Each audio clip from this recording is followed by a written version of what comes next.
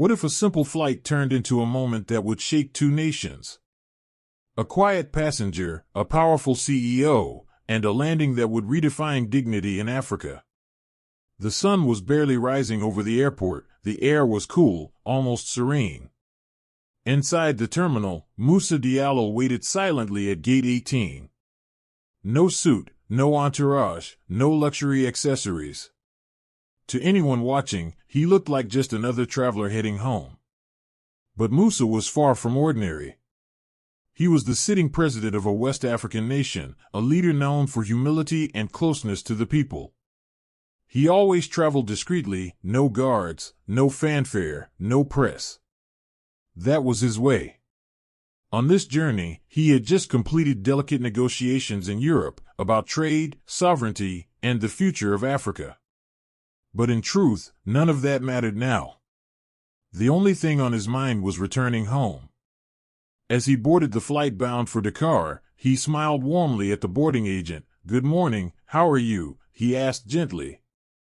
The staff member smiled back, unaware of who he truly was. And that suited Moussa perfectly. He greeted the crew politely, then took his window seat in business class, seat 3B. Calm, discreet, invisible to the rest of the cabin. Or so he believed. Because only a few rows away, tension was beginning to rise. A French businessman, Philippe Moreau, CEO of a powerful multinational, was also headed to Africa. Accustomed to red carpets, limousines, and champagne receptions, he had never faced inconvenience. At the gate, staff had informed him that business class was full. His face darkened instantly. For a man used to being indulged, the word no was unacceptable. His assistants clustered around him, the click of his polished shoes echoing across the floor as impatience grew. "I am a strategic partner in numerous African projects," he declared arrogantly, as if rules didn't apply to him. He demanded an upgrade, he demanded space. Staff whispered nervously, checked their tablets again, but the truth was unchangeable. Every seat was taken. Still, Philippe pressed harder, the tension mounted. Finally, the airline called for a senior flight attendant to resolve the issue. Her name was Elise, tall, sharp-eyed, her uniform impeccable, her expression a mix of confidence and unease. She entered the cabin, scanning the rows carefully. Her eyes stopped on 3B. A quiet black man, sitting by the window, scrolling on his phone. She paused, hesitated. To her, nothing about him looked like business class. No luxury watch, no assistants, no aura of power, just another passenger. Leaning toward a colleague, she muttered under her breath, "This might be the mistake." Then she approached, smile rehearsed but fragile, and spoke in a voice polite yet firm.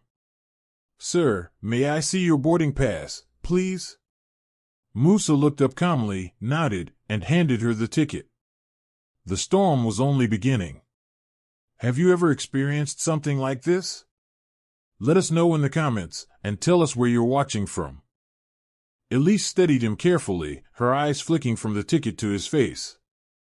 The seat number matched, yet something inside her bristled. To her, this man didn't look like the type who belonged in business class. Moments later, she returned with a smile even tighter than before. Her words were sharper now. "Sir, I'm sorry, but we may need your seat for another traveler. Would you mind moving to economy? You will, of course, receive compensation." The humiliation was subtle, but it stung. Moussa Diallo lifted his eyebrows slightly. "And why me?" he asked, calm and steady. "No particular reason, sir," Elise replied smoothly. "It's just a small adjustment for one of our valued customers." A pause followed. Her meaning was clear, though left unsaid. "A more valuable customer than me?" Moussa asked softly, his tone edged with quiet irony. She forced a smile and remained silent.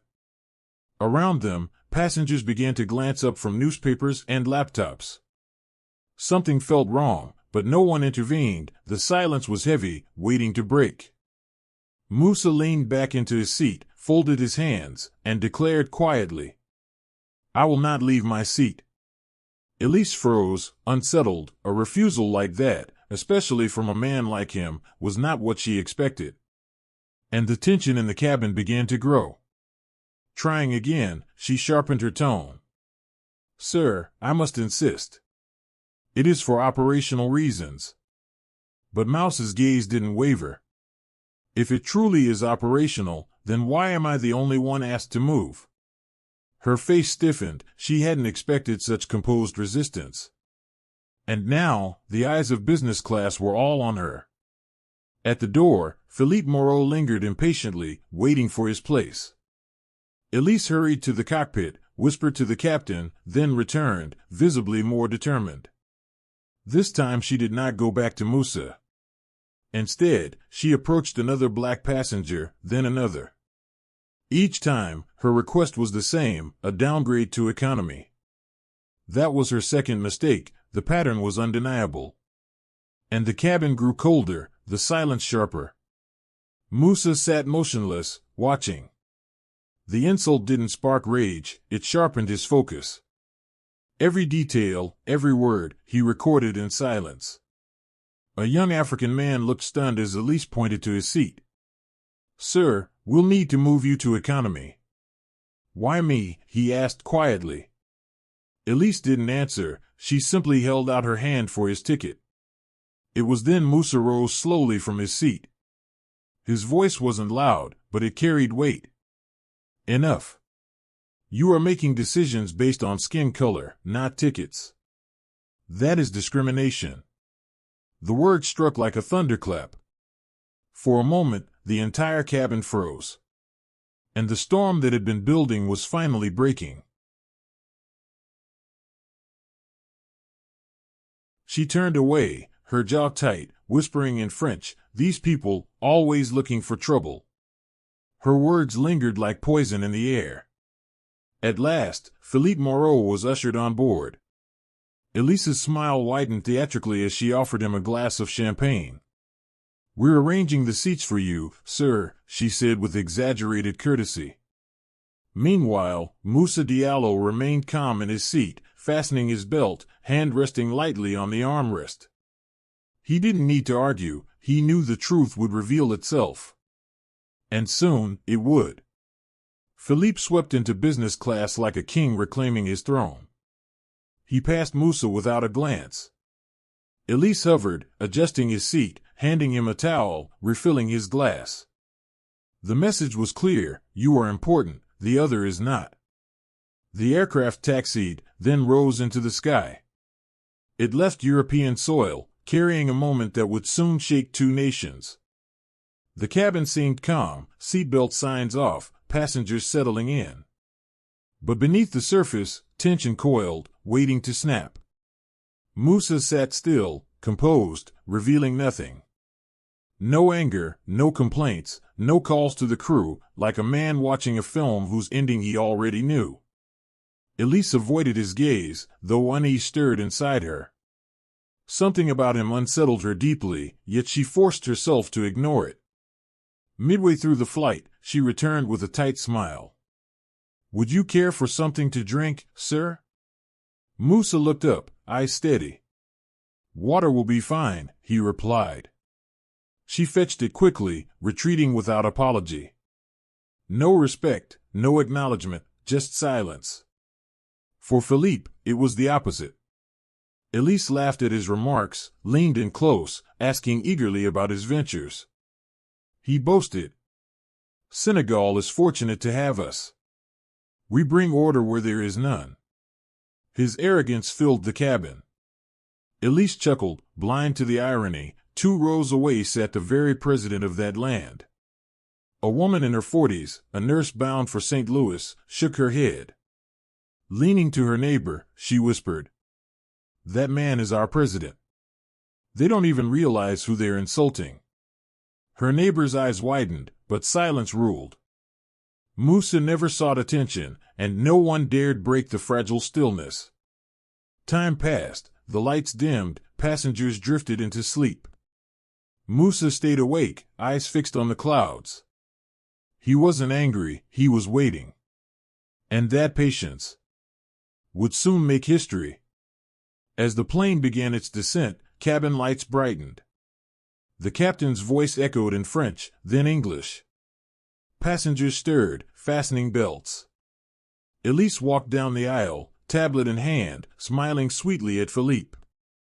And still, she ignored Moussa Diallo, as if he were invisible. But not for much longer. Outside, the scene was breathtaking. The rising sun painted the reddish soil in a golden hue as the city stirred awake. From the windows, passengers began to notice something unusual, a convoy of sleek black SUVs, armored vehicles, and a full presidential escort aligning on the runway. Whispers rippled through the cabin. "I saw soldiers." "Are we landing in a war zone?" asked a nervous tourist. "No," someone replied quietly, "that looks like official protocol. Someone important must be on this flight." Philippe Moreau smirked with self-importance. "It's probably for me," he said to Elise, who chuckled politely, already imagining herself escorting him off the plane as though he were true royalty. But before the aircraft had even stopped rolling, the energy inside shifted dramatically. From the windows, passengers now saw rows of uniformed guards, weapons at their shoulders, standing in perfect formation. Behind them waited the nation's top officials, the ministers of defense and foreign affairs, and the heads of national security, all motionless beneath the burning sun, a tableau of authority. Elise froze, staring out in disbelief. "What's happening?" she whispered. Philippe straightened his suit, his grin broad. "Obviously, it's for me. I told you, I'm here for big deals." Then the cabin filled with the heavy sound of boots. A tall officer, beret pulled low, boarded the plane. Each step resounded like a drumbeat. He scanned the cabin, face stern, before stopping at seat 3B. With a sharp salute, he bowed deeply. "Mr. President, welcome home." The silence that followed was absolute. You could have heard a pin drop. Elise's complexion drained, her eyes darted between the officer and the man she had dismissed for the entire flight. Her hands trembled. Moussa Diallo rose slowly, calm and steady, his presence dignified, free of arrogance. Philippe stumbled backward, words catching in his throat. Mr. President." Moussa did not answer. He simply inclined his head, a gesture of quiet strength, the mark of someone who had nothing left to prove. Another officer entered, his voice cutting like steel. "We have instructions." His eyes fixed on Elise and the CEO. "You will both follow us immediately." "Wait, why us?" Elise stammered, her voice barely above a whisper. "You are being taken into custody for questioning," the officer replied coldly. "You showed open disrespect to a head of state on his own soil. That is a grave offense." Elise forced a nervous laugh, scanning the passengers for support. No, this is a misunderstanding. I was only doing my job." But no one spoke for her. Moussa descended the steps into the blazing sunlight, greeted by his guards, his ministers, and the roar of a crowd pressed against the barriers beyond. Camera flashes burst in every direction, capturing the moment that would soon spread around the world. The head of state had returned, and now the truth was undeniable. He had traveled among ordinary passengers, quietly, humbly, and those who had judged him by his skin and appearance were forced to confront the weight of their actions. Inside the aircraft, Elise and Philippe Moreau were led away in silence, handcuffed before stunned eyes. The passengers sat frozen, watching as arrogance crumbled into shame. On the blazing Dakar tarmac, all attention followed the disgraced hostess and the once proud CEO. Their confident smiles were gone, their pride had melted into fear, confusion, and disbelief. Escorted into separate black SUVs, surrounded by armed guards, they moved like shadows swallowed by power. Not a word was spoken, not by them, not by the soldiers. The silence itself was heavier than any accusation, the silence of dignity reclaimed, sovereignty restored.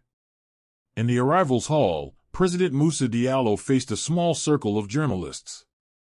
His voice was calm, his tone measured, yet every word struck like steel. In this country, we do not measure a man's worth by the color of his skin. We do not kneel to money or colonial habits. Here, we honor dignity, humanity, and our people. This is the new Africa. The story spread like wildfire. Leaked footage captured the contrast the president received with military honors, while the French CEO was escorted away like a criminal. Social media exploded, hashtag surged, hashtag respect Africa, hashtag dignity first, hashtag stand with Senegal. Across the continent, young Africans celebrated the moment, their voices rising in unity. At the Ministry of Justice, Elise and Philippe were formally charged, public insult and discrimination against a head of state, abuse of power, and deliberate intimidation. The French embassy rushed to intervene, phone lines burning with diplomatic appeals. But President Diallo's message was firm and unwavering. This is not a colony. This is a sovereign nation. They will face justice, just like any other citizen. Meanwhile, the airline scrambled to contain the disaster. Within 24 hours, a statement was released, a clumsy mix of apologies and vague regrets. But the damage was already done. Calls for boycotts spread across Senegal and echoed through neighboring nations. In a detention center on the outskirts of Dakar, Elise broke down during questioning. Tears streamed down her face. "I didn't know who he was," she sobbed. "I was just following procedures." The investigator regarded her coldly. His reply was as sharp as a verdict. "You didn't need to know who he was. You only needed to treat him as a human being."